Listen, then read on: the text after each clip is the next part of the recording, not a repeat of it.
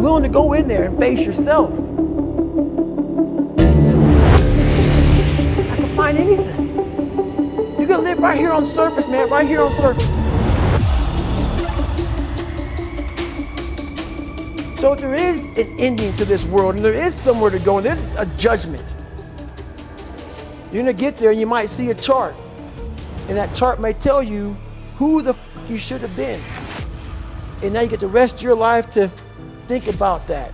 Man, I could have lived a much better life. I just would have just suffered a little bit more. I just would have went in that and realized I had so much more. But fear and the 40% and living here versus living here, being afraid, stop me. Your biggest enemy, the most important conversation you will ever have in your life is the one you have with yourself. You wake up with it, you walk around with it, you go to bed with it, eventually you're gonna act on it, whether it's good or bad.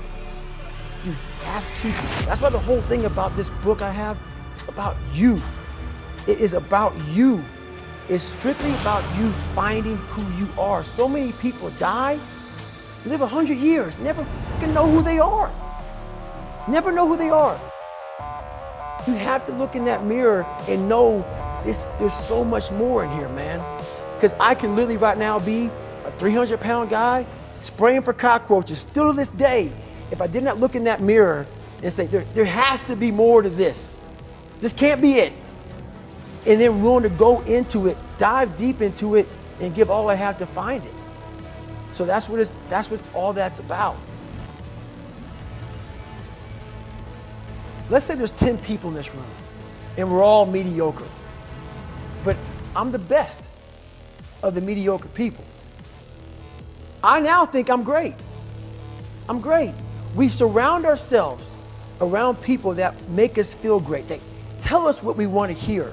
The second we put ourselves amongst the uncommon people, we don't like that feeling, that challenging feeling of that person who's waking up at 3:30 in the morning and say, hey, push your shit on, we're going for a run. We don't like that challenge. We like that person who says, hey, you know what, man, I don't feel good today, man. And they say, oh, it's okay, brother. We'll take a day off, man. We'll get a pizza and watch the game. We like that. We love that feeling. Why? Because you understand, man, we're good, bro. We don't want that motherfuckers like this. Hey, man, no, bro. Get your fucking shit on, man. Stop being a punk. We don't want that in our lives. We don't want that person who's constantly challenging our weaknesses. We want that person who's constantly, making us feel nice and good and secure in ours. That's the mediocrity of life. We want to be the best amongst the average people. People wonder, how do you stay hungry all the time? Because after I accomplish something, I don't sit back like a lot of guys who graduate buds, graduate this, graduate that. They get comfortable. They wonder why I'm getting weak, man. I don't know, I lost my edge. What's going on? Because once you hit the top of the fucking mountain, guess what happened? I'm good. I'm good, so you wonder why you're falling down now. Because once you reach the top of the mountain, you gotta build another one. That's mediocrity. There's a lot of people in mediocrity who have a nice resume, but they're one-timers, man.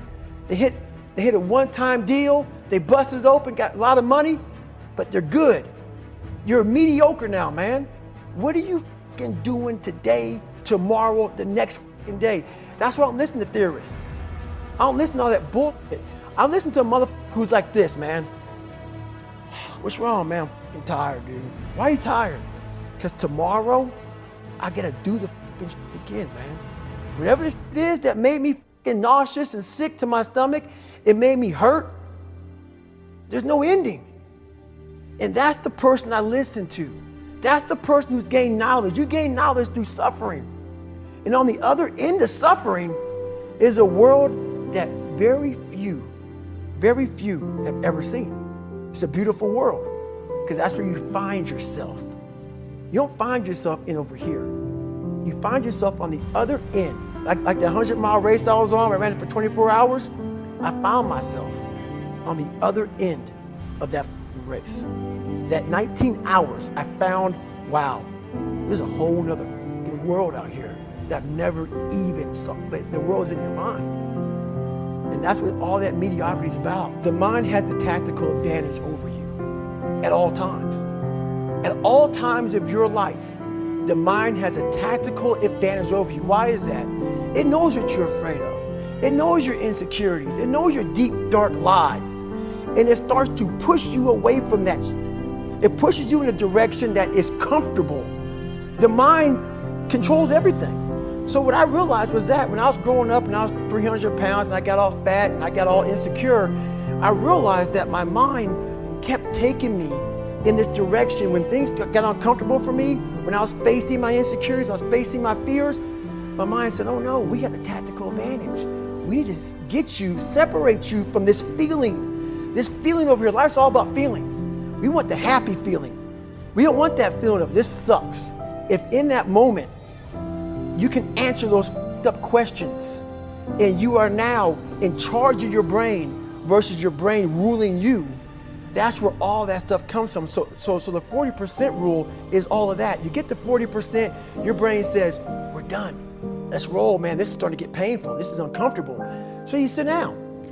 You have to figure out ways, and everybody's different. That's how the book kind of talks about, like we all have these things about, 5 steps to this and 4 steps to this. It's a lot more than that. That's all bullshit. It's a practice that you have to, it's a habit. So if you know that at 40%, I'm feeling pain. At 40%, I'm feeling pain. That's where the 40% rule kicks in. Now it starts. Okay, I'm feeling pain. My mind's saying all this to me. It's saying, get out of here, run, flee. The fight or flight kicks in. Okay, we're done. We're not good enough. It starts telling you all these things. You start to believe it because the mind controls all. This is the time where you have to gain control back of your mind. It's okay. Let me see if I can go 45%. And once you start giving yourself more and more hope and start realizing, okay, the mind starts to be, okay, what are you doing? We're supposed to be going right and you're going left. You start then controlling your mind. Start finding more in yourself. And then it goes from 40% to a lot further than that. But that's the start of it though. Get to the spot where your mind is saying stop. Wherever that is, you gotta get there first. And then that's when that starts to work for you. You gotta control yourself in that moment.